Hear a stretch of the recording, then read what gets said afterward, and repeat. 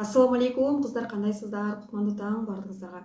Бүгүнкү тема суу боюнча айтып бермекчимин. Суунун фазилеттерин жана шайтан кайсыл үйдө көбүрөөк болот, кандай жерлерде көбүрөөк болот, Анткени ушундай кичинекей нерселерден эле биз мындай көбүнчөсүн депрессияга түшүп, стресске түшүп жана көптөр эмес нерселерди кылат экенбиз да.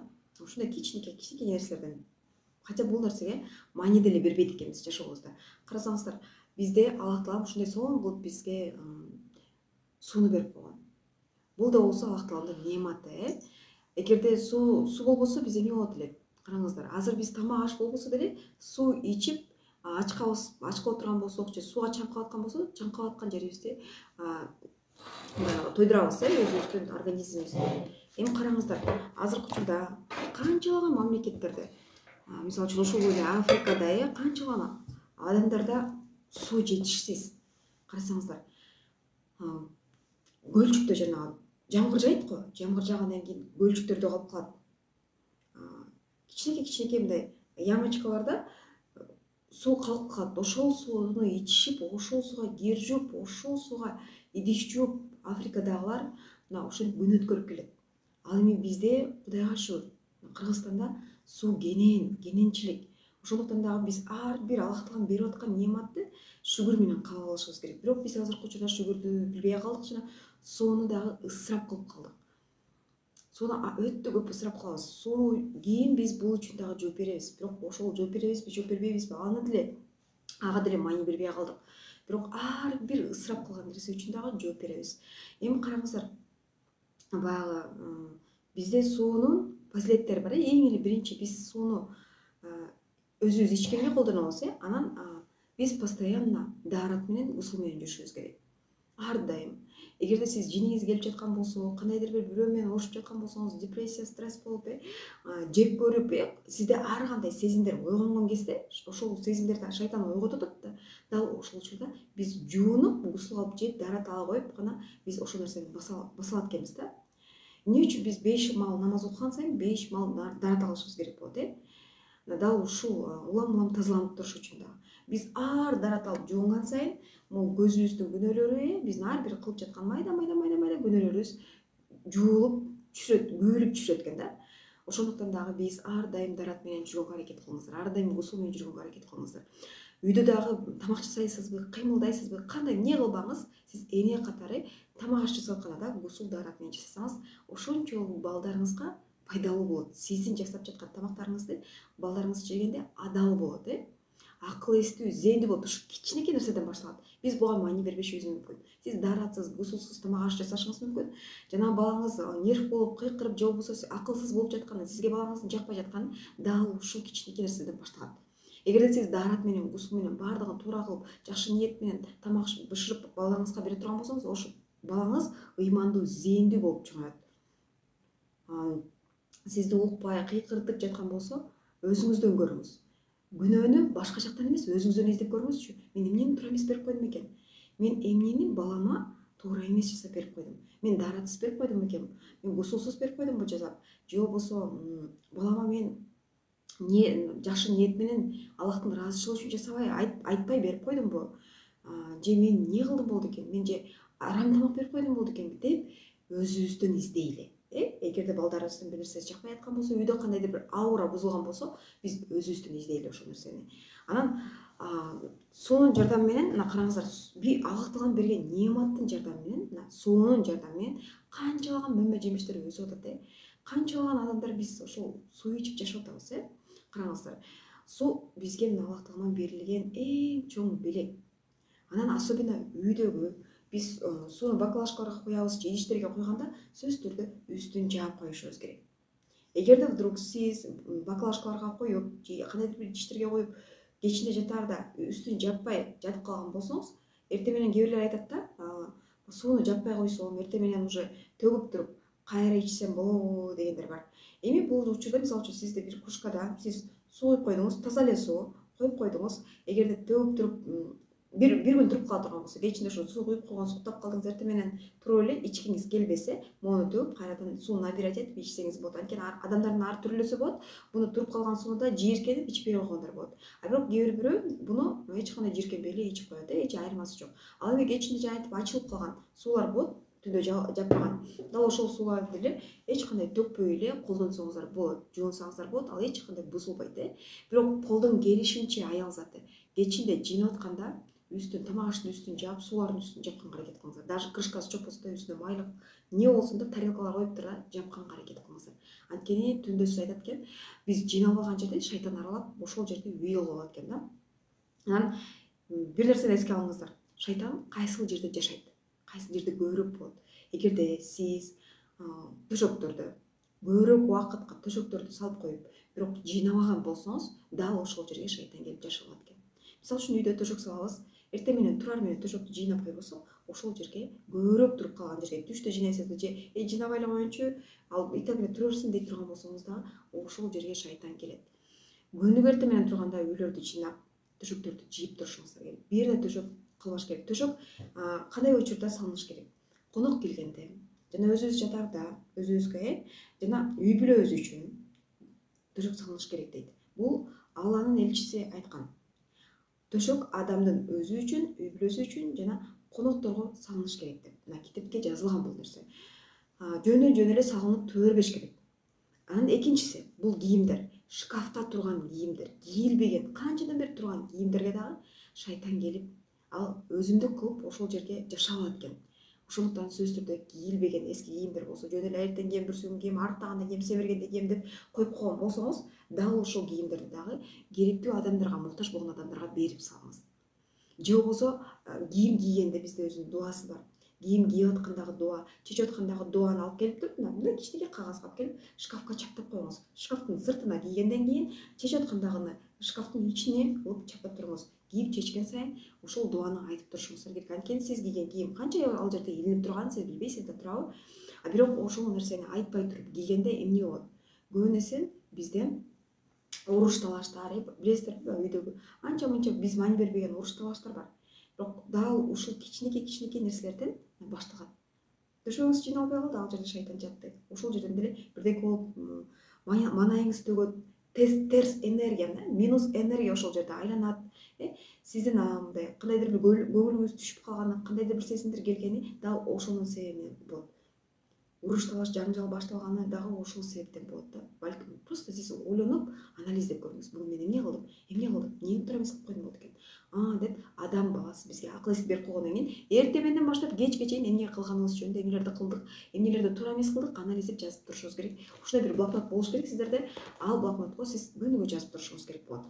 Анан Аллах таалам айтат экен да, кийимдериңиздер эгер чачылып жаткан болсо, ачылып жаткан болсо, дагы ошол жерлерди шайтан келип үй кылып алат экен да. Ошондуктан кийимдерди ар дайым бүктөп, кырааты менен жыйнап турушубуз керек. Кийимдин үйүндө кырааты менен жыйналган болсо, жана ал кийимди ар дайым кийиле турган кийимдер болсо дагы, бизде ошончо береке болот экен. Бизде ар бир нерсеге Аллах таалам береке берип койгон, бирок ошол эле учурда бизге ошол нерсени түртүп турган нерсени да берип койгон да. Ар бир нерседен байкасаңыздар, карасаңыздар, үйдө эле биз колдонгон нерселер менен биз пайда тапсак болот, соо тапсак болот, береке алсак болот, берекени дагы көбөйтсөк болот. Бирок ошол эле нерсе менен биз еще туура эмес нерселерди кыла турган болсок, туура эмес нерселерди кылсак болот экен да.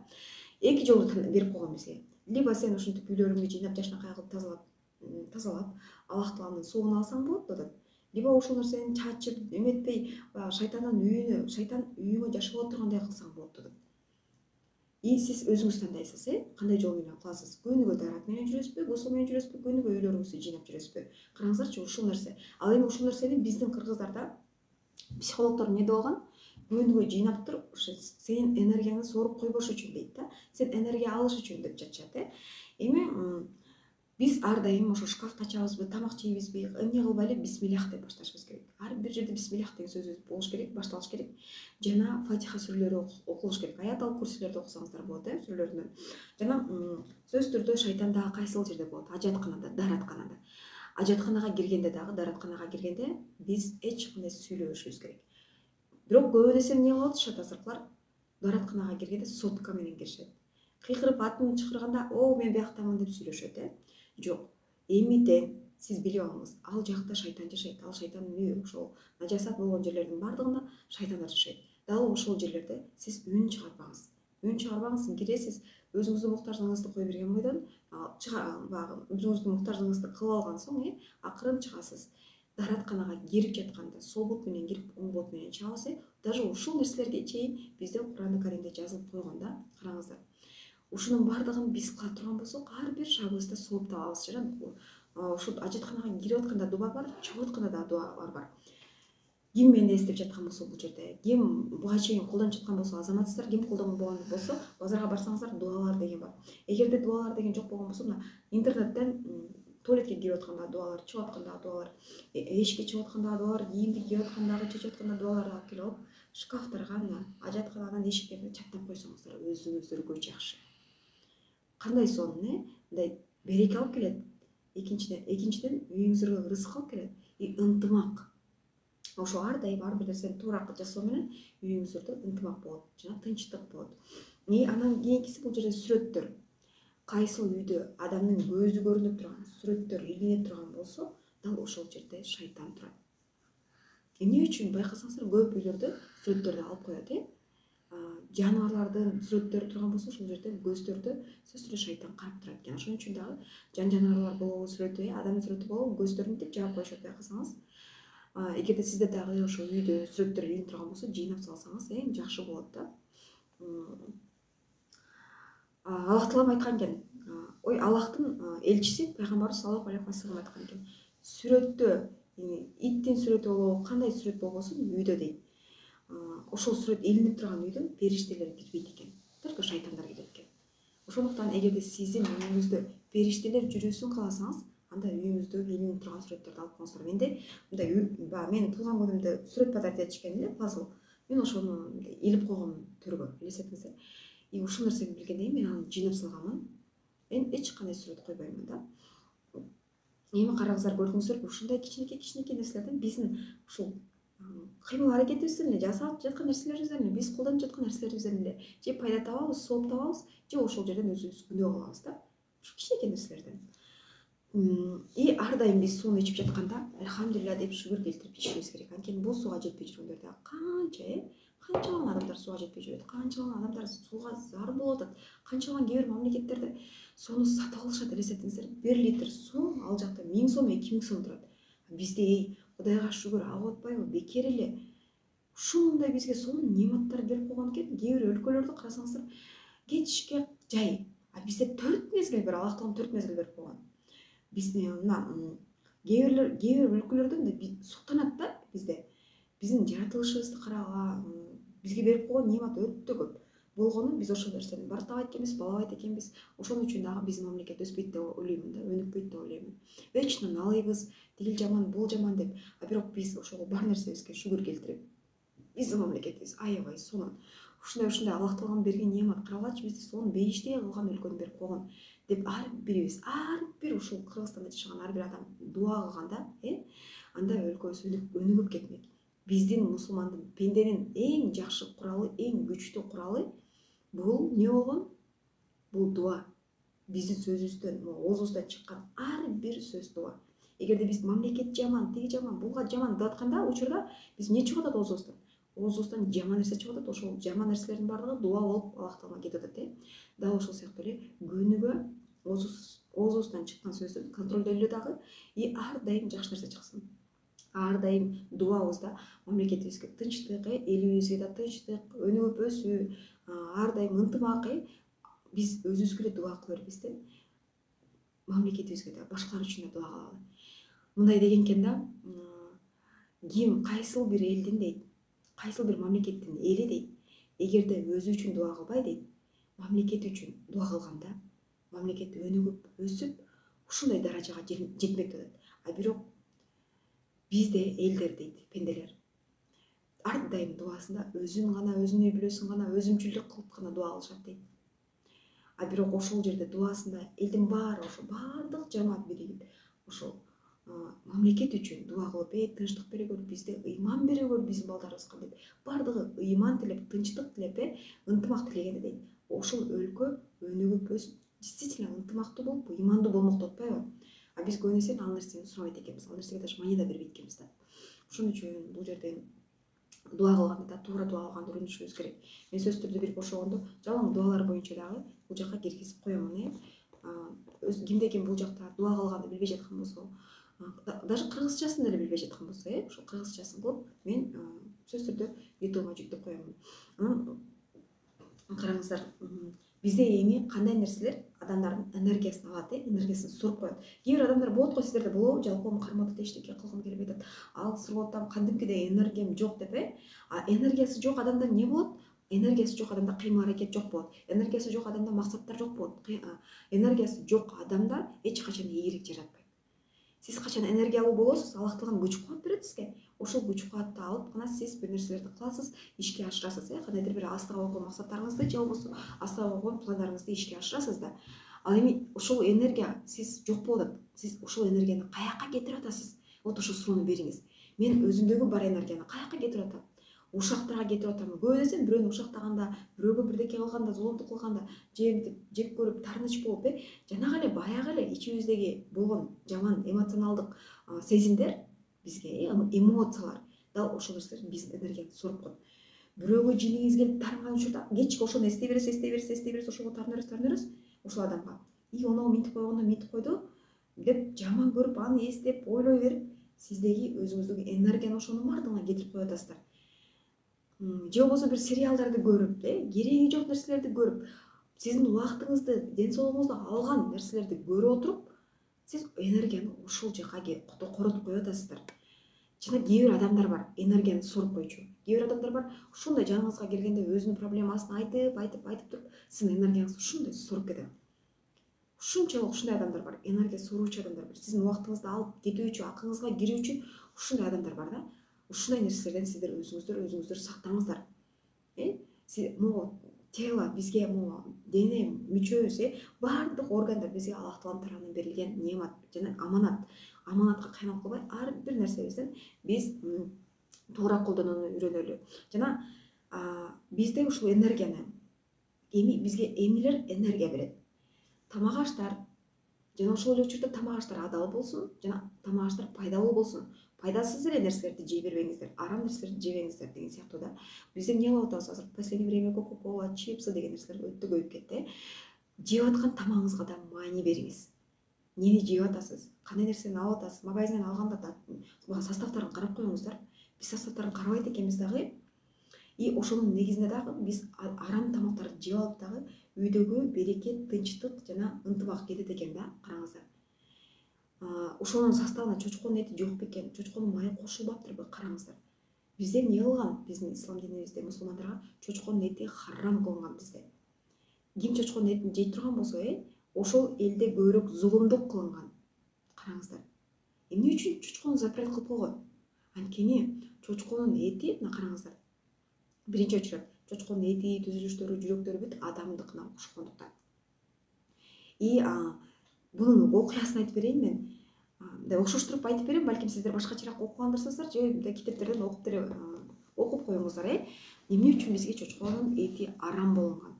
Бул даже бир эле бизге эмес, даже христиандарга, башка бир өлкөдөгү башка бир адамдарга дагы, мусулман эместерге дагы арам кылынган экен. Бул даже Библияда да, Куранда да жазылган. Бирок өздөрү билбейт да, билбей эле жеп алышат экен. Эми чочко, мына караңыздар, ал ушунчалык мындай жаман жаныбар болгон экен. Мисалы үчүн жанагы ушундай бир саз адамдардын илгери адамдар өлгөндө бир чуңкурга эметип өшкөн экен, ыргытып өргөн экен. Ошол учурда же бул балким башкачараак болгондур окуя, баяндама. Мен уже көп жылдан бери онтуп да койдум. И ошол жерде адамдар чыдай берген экен. Адамдар сагысып кеткен экен, баягы көлчүк болуп, адамдар сагысып ал жерде аябай көп нерсени ыргытып өрүшкөн экен. Ал жерде адамдарды көмбөй эле да ыргытып өрүшкөн учурлар болгон экен. Ошол учурда ошол нерсени жок кылыш үчүн дагы баягы чочколорду баардыгын ошол жака түшүргөн экен. Чочколор эч нерсени баягы эме кылбайт турбайбы? Алар даже жыт, мурун эчтекени билбейт экен да, сезгичтер жок экен. Алар ошол нерсени не берсе да жей берген экен да. И ошону караңыздар, ошол жерде адам болуп, эмне болуп айырмасы жок, алар жей берет экен. Эми элестетиңиз. Чочко ошондой сыпатка ээ болуп атат. Ошол эчтеке карабай эле жей берет, ушунчалык ыплас экен да. Эми Ошон үчүн чочконун этин жеген адамдарда көбүрөөк мындай ошол элинде же ошол адамда көбүрөөк ошол чочконун сыпаты ойгонот экен. Эмне үчүн азыр аябай көп жаман иштер болуп жатат. Байкаңыздар. Эмне үчүн атасы кызын зына кылып коюп атат, же болбосо атасы кызын өлтүрүп коюп атат, кичинекей балдарды бир нерсе кылып коюп атат, азыр педофилдер көбөйүп кетти деген сыяктуу. Дал ошонун негизинде болуп жатат. Ким чочконун этин жеген болсо, дал ошолор чочконун сыпаттарына ээ болуп жатышат адамдар. Ошон үчүн дагы Аллах Таала адамдарга чочконун этин запрет кылып койгон. Анан бирок ойлойсуз да, ал чочконун этин жебейле, и так эле ошол нерсени кылып койду, ошол күнөөнү и так кылды, ошол адам өлтүрдү же тигини кылды, буну кылды деп айтышат, А балким анын атасы чочконун этин жеп койгондур. Атасынын атасы чочконун этин жеп койгондур, Акыры келип ал все равно өзүнүн сыпатына ээ болуп адамга тиет, акыры адамга жугат экен. Ошон үчүн биз жеп аткан тамак аштарыбызды, жеп аткан эмнени жеп атабыз, эмнени кийип атабыз, эмнени ичип атабыз, аябай контролдоңуздар. Эгерде сиз адал ичип аткан болсоңуз, адал жеп аткан болсоңуз, баардыгы адал болуп жаткан болсо, өзүнүн өзү эле жанагы үйүңүздөгү ырыскы береке өзүнүн өзү артат. Ошо ар бир нерсени мындай маани бериңиздер. Анан суунун фазилеттеринен көбүнчөсүн биз кандай учурда даарат алып жатабыз, гусул алабыз. Ошол даарат гусул алганда, бетибизди жуганда таза суу менен колдонобуз да. Кээде болот жагындай кандай учурда колдонбойбуз, дааратка, гусулга өзүбүз ичкенде булганып калган сууларды колдонбойбуз. Суулар кандай учурда болгонот? Суу деген касиетке ээ болот, бирок кандайдыр бир себептерден ал суу касиетин жоготот да. Мындайча айтканда, суу болуп турат, бирок биз шорпо тамак жасап жатканда, суну шорпого куябыз да тамакка. Дал ошол учурда бул суу бойдон эле турат, суюктук, бирок баягы тамакка куйганда ал шорпо болуп калды, Бул касиетин уже моментально өзгөртүп жатат. Кээ бир учурда болот, бул суу жакшынакай эле турат бир чакада, ошол учурга кан тамып кеткен болсо, же кандайдыр бир булганычтар болгон болсо, зара же кандай нажасат, ушундай нерселер чыккан болсо, ал сууга жаман нерселер кошулуп кете турган болсо, ал суу моментально бузулат. Ал суу даже даарат алганга, гусул алганга жарабайт. Даарат, гусул боюнча сонун китептер бар. Кандай учурда гусул, дааратта суулар бузулуп калат, ошол боюнча дагы бар. Кимде ким бул жакта маани бере турган болсоңуздар, ушундай китептер сатып алсаңыздар болот, 70 сом, 120, ушундай 150 сомго чейин да. Бирок эске алып коюңуздар, булганган суу менен даарат, гусул алганга болбойт, Таза суу менен гана гусул аласыздар, таза суу менен гана даарат аласыздар. Бирок чакада сууга, мисалы үчүн, сахар түшүп калып болсо, туз түшүп калып турган болсо, же кандайдыр бир кичинекей эле бир нерсе түшүп калып турган болсо, мончакай, ал суу бузулбайт. Ал даарат алганга да, гусул алганга да жарай берет. Ар бир нерсеге маани бериңиздер, сөзсүз түрдө. Аял заты, особенно биздин үйдөгү нерселердин баардыгын биз кылып жатпайлыкпы, тамак аш дагы биз аркылуу жасалып жатат. Ошондуктан тамак ашты дагы жасап жатканда сууну дагы кандай суу колдонуп жатабыз, тамак ашка кандай биз мөмө жемиш колдонуп жатабыз, адалбы, арамбы, ошол нерсеге аябай маани беришибиз керек. Жана ар дайым бисмиллах деп жүрүп, ар дайым даарат, гусул менен жүрүшүбүз керек. Кантип сиздин үй бүлөңүздө береке болуп, кантип ынтымак болуп, ошол жерде ырыскы келип, ыйман болуп атканын өзүңүздөр да байкабай каласыздар. Кыжаат болуп, кыйынчылык болуп, үйдөгү проблемалар токтобой жаткан болсо сизде, особенно кээде болот чоң үй бүлөлөрдө кайнене менен келин урушуп, же болбосо кайынсиңдилер менен баягы үйдө бири-бирин жек көрүп, ошондой учурда байкаңыздар, анализдеңиздер. Эмнени туура эмес кылып жатасыз? Балким тамакта бисмиллахты баштабай жатасыз. Аллахтын ыраазычылыгы үчүн деп эч нерсе кылбай жататтырсыз. Даарат, гусул менен жүрбөй жаткандырсыз, Ушул нерсеге маани берип, анан жумуштарыңызды кылыңыздар. Бир ай мен силерге суранам, мына бир ай эмес, мен 3 ай деп коеюнчу, мына Рамазан айы келатат. Мына Рамазан азыртадан баштап ушул нерсени өзүңүздөргө фокуска коюп алыңыздар. Прям ушунчалык өзүңүздөр дисциплинага салып ушул нерсени колдонуп көрүңүздөрчү. Күнүгө даарат, гусул менен постоянно тазаланып, күнүгө бисмиллах менен ар бир нерсени баштап, ар бир нерсени Аллах Тааланын ыраазычылыгы үчүн кылып көрүңүздөрчү. Кандай үй бүлөнүн аурасы өзгөрөт экенин көрөсүздөр. Ар дайым төшөктөр жыйналып, ар бир нерсе чачылбай, тамак аштар жыйналып, кечинде үстүлөр жабылып, прям ушул нерсени кылып көрсөңүздөр, ушунчалык баягы үй бүлө кадимкидей башкача болуп, башка аура, үйгө нур чачырагандай, үйдө периштелер жүргөндөй бир башкача аура болот. Буга чейин башкача болгондур, бирок мындан да жеңилдей чөзсүздөр кадимкидей. Ушуну бир жазып көрүңүздөрчү, мына ушулай. Жана кийинки айга ким намазын тургуза элек болгон болсо, намазыңызды тургузуңуздар. Ким даарат, гусул алганды билбеген болсоңуздар, аны дагы алып үйрөнүңүздөр, кантип туура даарат аласыздар, кантип гусул аласыздар. Бул жакта эгерде бул нерсени билгендер болсо, бул жерде билбегендер дагы бар, араңыздарда. Мен 5 мүнөт алып, 10 мүнөт алып бир видео кылып киргизип өзүм көрсөтүп берем, эмне жерден башташыбыз керек, даарат алыш үчүн эмне деген сөздөрдү айтышыбыз керек, дааратка кандай ниет кылышыбыз керек деген сыяктуу. ушул нерсени мен сиздерге дополнительно бул жака киргизип коёмун. Салак кылбаймын, анын жөнү гана видео катары киргизип коёмун. Кандай кылып дарат гусул алышыбыз керек, кантип биз эки рекет сүннөт, эки рекет фарз намаздарыбызды окушубуз керек деген сыяктуу, кайсыл учурда кандай нерселерди окуйбуз. Анткени көп учурда намаз окуй элек адамдарда мындай суроо туулат да: эки рекет сүннөт деген кандай болуп калат, эки рекет фарз деген кандай болуп калат, экөөнү кандай кылып окуйбуз, экөөнүн айырмасын билбегендер да болот да. Дал ошол нерсени мен ушу видео форматында сиздерге көрсөтүп үйрөтөмүн. Ошол жерден дагы түшүнүк аласыздар. И Рамазанга эмтен даярданалычы, эмтен организмибизди полностью организмибиз менен эле чектелип калбастан, бир эле ички дүйнөбүздү же болбосо сыртыбызды эле даярдай бербестен, и могул жерде дагы башыбызды полный тазаланып, ички дүйнөбүздү өзүнчө эле тазалап, жан дүйнөбүздү тазалап, баардык жактан, ичибизден да, сыртыбыздан дагы, морально дагы баардык жактан тазаланып даярданалы Рамазанга.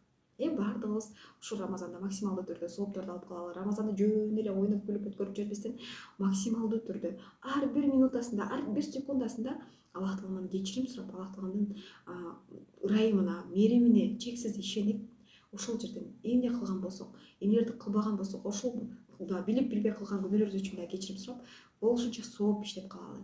Башкаларга жардам берип, садака кылып, зекетибизди алып, зекетибизди берип. Бул жерден караңыздар. Рамазан айында көпчүлүгү орозо кармап, оозун жаап, оозун ачып эле ушинтип эле өткөрүп жиберет да. Жок, Рамазан айы кандай ай? Шайтандар ооздору жабылып, колдору кишенделип, тозок отунун эшиги жабылып, бейиштин гана эшиги ачылган ай да. Караңыздарчы, кандай сонун. Ушундай сонун мүмкүнчүлүктөрдү берет бизге, ушундай сонун шанстарды берет. И биз ушул нерсени колдонуп калышыбыз керек.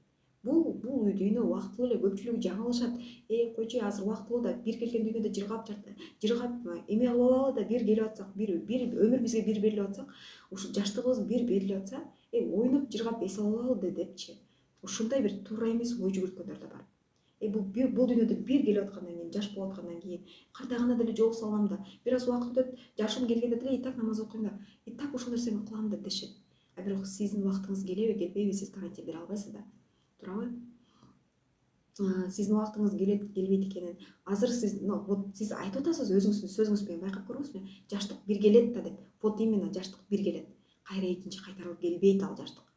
Жаштайынан ыйман алып, жаштайынан илим алып, билим алып, ар бир нерсени туура жасаганга эмитен кийинки дүйнөдөгү жашообузду ушул дүйнөдө куралы. Бул жалган жашоодо биз ибадаттарыбызды кылып гана, өзүбүздүн туура жолдо баратканыбызды анализдеп гана, Аллах Таалам берген акыл эсти салып анализдейле. Бул жерде көпчүлүк адамдар анализдегенди билбейт да. Ким эмнени деп жатса, ким эмнени айтып атса эле ошол нерсени кылып эле биз көнүп калган экенбиз да.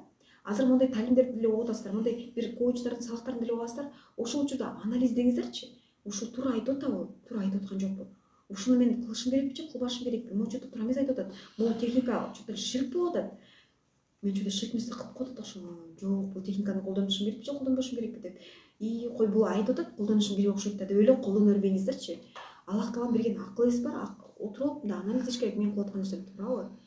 Мен ушинтип койсом эле ушул нерсе келеби? Кээ бир бар койчу, көз ачыктар, сен мондай кылып койсоң эле тагдырын айтып эле, көз ачыктык кылып эле тагдырын айтып, бир нерселерди айтып берип коет да. Ошол үчүн эле өзүңүз ойлонуңузчу. Эгерде ошол тагдырыңызды ачып эле мойтип, сонун кылып, бактылуу кылып, бай кылып жүрө турган көз ачык болгондо, ошол жерде отурмак беле сиздин 50 сомуң, 100 сомуңуз, 200 сомуңузду алып. Ал өзү давно байып, жашнак кылып, особнякта жашабайт беле, жашнак калып, туурабы? Жөн эле көз ачыктык кылып койсо, ага деле ишенип бара беришет экен. Мен тигиндей болдум, буну болду, анан мен тагдырымды ачып коюңузчу, мен жолдошум менен урушуп кеттим же кайненем менен урушуп кеттим, экөөнү бириктирип коюңузчу деп эле бара беришет экен да, караңыздарчы. Мен бир окуяны айтып берейинчи ушул боюнча. Балким сиздер уккандырсыздар, бул эми баян сыяктуу болуп кетет. Келин дейт, Бишкектик келин, шаардык городской келин, күйөөгө тийгенден кийин барат экен, кайненесин жактырбай, бир жолу болгондо кайненеси менен тил табыша албай, ушунчалык жаман көрүп көз ачык барат экен да. Кайненемди ушунчалык жаман көрөм дейт. Ушунчалык өлтүргүм келип атат экен. Анан баягы көз ачык дары берет экен. Мындай бутылкага салып, чындап эле өзүңдүн чечимиңди туура кабыл алдыңбы деп сурап, баягы кичине бутылка айтат экен. Күнүгө 2 мал тамакта 2 тамчыдан, 1 тамчыдан куюп турасың. Акыры 2 айдын ичинде ошол адам билбестен, эч кандай билинбейт, неден өлгөнүн билинбей туруп өлүп калат. Бирок 2 ай ичинде башкалар ушул өлтүрдү деп сени күнөөлөп калбаш үчүн 2 ай ичинде ушунчалык жакшы мамиле кыл дейт экен да. Анан баягы келин келип алып үйүнө күндө урушуп, жаңжал болуп жүргөн үйдө кайненесине күндө 2 мал тамак жасап берип, күндө жакшы көрүнүп, жакшы мамиле кылып баштайт экен. жакшы мамиле кылып аткан адамдын мамилесин көрүп кайненеси баягы уруш да чыгарбай калып экен, жаңжал да чыгарбай күндөн күнгө келинин жакшы көрүп баштайт экен. Күндөн күнгө келин жакшы көрөт экен. Баягы келини дагы барган сайын, убакыт өткөн сайын, улам бирден тамчы коюп берген сайын өзүнө өзү күмөн санап, өзүн өзү жек көрүп баштайт экен да. Токтотуп салсамбы депчи. Эмне кылып салдым деп күндөн күнгө кайненесин да жакшы көрүп баштайт экен. Акыры 2 айга жетейин деп калганда баягы келин аябай кыжаалат болот экен. Анткени ушунчалык келин апасындай көрүп жакшы көрүп калат экен, апасы кызындай көрүп жакшы көрүп калат экен. Анан бир күнү көз ачыкка барат экен да. Мен ушундай, мен кайрадан мени куткарыңызчы деп кечирим сурап, мага кайра ушул ууну кетирип кое турган бир дары-дармек бериңизчи дейт экен да. Ошондо баягы көз ачык айтат экен. Эми бул ушундай айтылган бир окуяда мен сага дейт, мен уу эмес, жөн гана витамин бергенмин дейт. Көрдүңбү дейт экен кызым, канчалык адамдарга жакшы мамиле кылган болсоң, жакшы мамиле менен кайра кайтарышат дейт экен. Ошол сыяктуу бул жашоодо эң негизги биздин куралыбыз дуа менен жакшы мамиле адамдарга. Ал канчалык сизди жаман көрбөсүн, канчалык сизге жамандык тилебесин, сиз жакшы мамиле кылып кое бериңиз. Адамдар өзүндөгү бар нерсе менен бөлүшөт. Бирөө ит арылдаса, итке окшоп арылдай бербеш керек ответ кылып. Ал адамга сиз өзүңүздөгү бар жылуулукту, мээримдүүлүктү, баягы жакшы мамилени тартуулап коюңуз. Ал өзү эле уялып, өзү эле оңдолуп, сизге кайра ответ жакшы мамиле кылып калат. Эми ушу менен сабагыбызды аяктайлы. Эртеңки күндөрү биз Курандын, намаздын ушундай фазилеттери боюнча дагы сөз кылып беремин. Дополнительно да башка сабактар болот. Анан сабактын эң аяктарында биз акча боюнча да сүйлөшөбүз, сөзсүз түрдө байлык боюнча сүйлөшөбүз. Кандай адамдарга байлык келет, кандай адамдарга Аллах Таала байлык берет, берген байлыгын кимдир кандай жолго колдонуш керек. Ошол боюнча дагы толук кандуу бул жакта толтура темалар калды. Буюрса Рамазанга чейин дагы өтө көп темалар болот. Болгону сиздер уккан соң, ушул маалыматтарды алган соң эми амал кылышыңыздар керек болот. Суну ушинтиш керек экен да, төшөктөрдү жыйнап коюш керек экен да, суну ушинтип колдонуш керек экен да деп эле койбостон амал кылыңыздар. Бардыгыңыздарга жакшы көрөм.